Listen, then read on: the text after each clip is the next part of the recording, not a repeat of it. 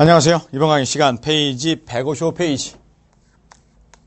계속해서 콘크리트에 대한 내용 보도록 하겠습니다. 이제 뭘 봤냐면 콘크리트의 재료에 대한 내용을 봤습니다. 그렇다면 이제는 콘크리트 시공에 대한 내용을 보죠. 시공이란 얘기는 배합하고 비비고 붓고 하는 과정이겠죠. 거기 보니 콘크리트 배합 시 고려사항은 읽어보시면 되고요. 넘어가서 156페이지 배합 설계 순서입니다. 그리고 제일 먼저 하는 게 미국 아메리카 스타일이죠.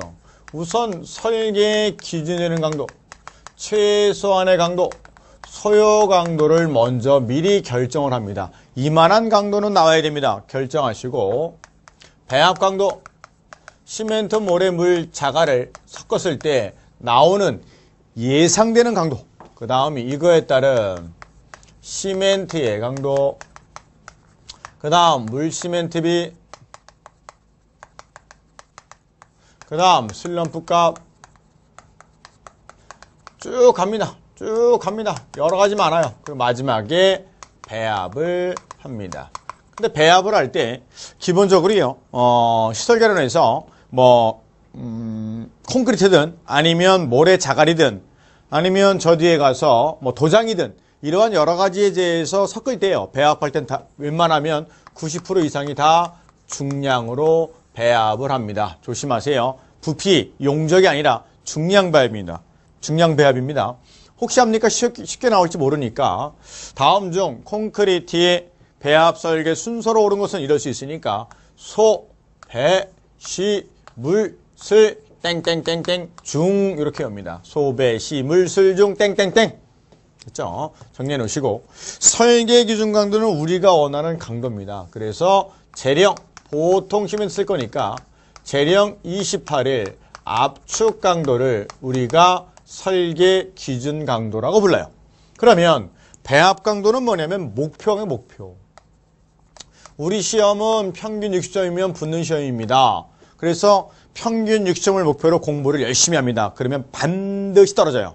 왜 그러냐면 항상 모든 것은 계획과 목표치에 접근하는 거지 넘지 않아요. 그러니 수험생들이 떨어지는 분들 보면 불합격하신 분들 보면 거의 대부분 다 55에서 57점에 다 있어요. 왜 그런 일이 발생했냐면 60점을 목표로 했기 때문에 그렇습니다. 반드시 65점이나 70점 정도의 목표를 가지고 공부를 하셔야 안정적인 점수인 62에서 65점이 나와요. 신기한 건 불합격되신 분들의 점수대가 55에서 57점입니다. 합격하는 분들의 거의 대부분이 62에서 65점에 있어요. 80점, 90점은 거의 드문 경우고 다 거짓말입니다. 그렇다면 그거의 차이는 목표를 어떻게 잡느냐, 또 그날의 운도 필요합니다. 제가 느끼는 건 이거 같아요. 운칠기 3이에요. 맞는 얘기입니다. 공부가 3이고 운이 70%라고 보는 게 맞아요. 신기하게도 합격하는 분들을 잘 보시면 시험장 가서 나 찍었대요. 생각나는 게 없어요. 근데 붙었대. 운이 좋아서 붙었어요. 그런 감각도 운도 필요합니다. 그렇다고 해서 운만 바라본다고 해서 시험 보기 전날 머리에 베고자든지 가슴에 올려놓다든지 아니면 책을 씌워먹다든지 그래 될 문제는 아니고 이 공부 30으로 해야 운이 따라오는 겁니다. 조심하시고요. 선과 우를 바꾸시면 안 돼요. 즉 무슨 말씀이냐면 이 목표치라는 거는 설계 기준 강도가 나오기 위한 목표값이기 때문에 설계 기준 강도보다 크게, 즉 할증한 값이에요. 우리가 이런 거 배웠죠. 요즘 거 있지 않습니까? 택시 타면 12시인가 10시인가 바뀌어가는 것 같은데 12시간 넘어가면 할증료가 붙죠. 몇 프로 더. 그런 식으로 좀 더 크게 잡아야 이런 걸로 해서 나중에는 설계 기준 강도가 나온다는 얘기입니다. 그러니 156페이지 양가를 1번 적합한 워커빌리티 시공 연도로 갑니다. 작업의 난이성 정도 뒤에서 배울 겁니다. 확보하는 범위 내에서 밑줄이요, 단위 수량을 작게, 잔골재율 작게, 단위 수량 작게 됐고요. 양가를 2번 설계 기준 강도 콘크리트 품질 관리입니다. 품질 관리에서 가장 중요한 사항으로 밑줄까지, 거기까지 밑줄이요. 품질 관리에서 가장 중요한 사항, 콘크리트의 허용 응력의 안전율을 가산하여 산출하고 밑줄이요. 재령 28일 압축 강도를 설계 기준 강도라 부른다. 쉬운 말로는 소요 강도, 필요 강도라고 합니다. 양가로 3번. 배합 강도란 콘크리트 배합을 정할 때 목표로 하는 압축 강도로 품질의 편차, 양생 온도 등을 고려하여 빗줄여 설계 기준 강도에 할증했다는 얘기는 설계 기준 강도보다 크게 목표를 잡으란 얘기입니다. 그러면 시멘트 강도는 시멘트의 종류에 따라서 바뀔 거고요. 이제 물 시멘트입니다. 물 시멘트비, 그래서 물과 시멘트의 비, 그래서 WC라고 부릅니다. 시방서에서는 물 결합제 비라고도 합니다. 시멘트가 결합제니까 물 결합제 비라는 표현도 씁니다. 콘크리트 속에 함유된 시멘트 풀 속에 시멘트에 대한 물의 중량 100분율로 시멘트 풀의 농도를 얘기를 합니다. 즉 이런 얘기입니다. 물의 중량 나누기 시멘트의 중량입니다. 중량으로 하니까 표현이 어려우니까 비록 중량 비율이지만 요거를 사용량으로 하면 쉬워요. 사용량으로 하면 쉽습니다. 됐습니까? 이게 물 시멘트비 또는 물 결합제의 비입니다. 시멘트 한 포대는 40kg이에요. 혹시 압니까? 또 시멘트 40kg입니다. 시멘트를 10포대 써요. 물 시멘트비가 50%입니다. 물은 얼마나 쓸까요? 그러니 0.5는 시멘트 10포대니까 400kg 분의 물 X 하니까 200kg 이렇게 쉽게 나올 수도 있을 겁니다. 시멘트 한 포대 40kg 그 정도는 기억해 놓으시고요. 좀 더 보죠. 고려사항 밑줄이요. 콘크리트 배합 시 가장 중요한 사항입니다.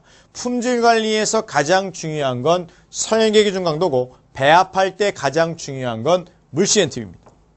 소요 강도, 내구성, 수밀성 및 균일 저항성 등등등 여러 가지를 종합적으로 판단해서 물 시멘트비를 결정하라고 그랬죠. 기준 수밀성 목적이면 50% 이하. 좀 외우죠. 수밀 콘크리트 50% 이하. 중성화 저항을 증대하기 위해서는 55% 이내로 하세요. 물 시멘트비의 최대값인데 외우지 마시고 밑에 물 시멘트비가 클 경우 발생하는 현상 옆에다가 화살표를 해놓으시고 다 나빠요.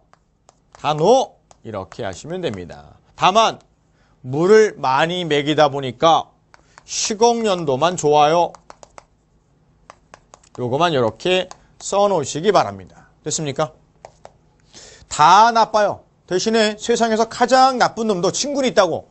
다 나쁜데 시공연도 즉 일하기만 좀 편리합니다. 이렇게요. 읽어볼까요? 기억. 재료가 분리돼요. 블리딩 레이턴스가 증가합니다. 균열 증가합니다. 크리프라는 나쁜 현상이 증가합니다. 오른쪽 페이지 동결융의 저항성이 줄어요. 이상하게 연결되고 연결 지연됩니다. 미연번 강도 떨어지고요. 부착력 떨어지고요. 마모성, 내구성 떨어져요. 다 나빠요. 대신에 시공연도는 증대가 됩니다. 여전히 아직 용어에 대한 것이 낯설다 보니까 좀 더 기다리시기 바랍니다. 이제 가죠. 그러면 도대체 물 시멘트비는 언제 증가할 거냐? 두 가지일 겁니다. 우선 시멘트 양은 그대로 둔 채 물의 양을 증가하면 전체가 증가할 겁니다. 아, 단위 수량을 증가하면 물 시멘트비가 증가하겠더라. 두 번째, 시멘트량을 요만큼 증가하게 되면 반드시 물의 양도 증가할 수밖에 없을 거예요. 왜? 물은 수화 반응에 필요한 최소한도만 집어대니까. 단 시멘트가 무겁나요? 물이 무겁나요? 시멘트가 무겁다고요. 중량 비율로 하다 보니 시멘트량이 요만큼 증가한다는 얘기는 물의 양은 그 이상 증가시킬 수밖에 없을 겁니다. 됐습니까? 즉 시멘트 사용량의 증가,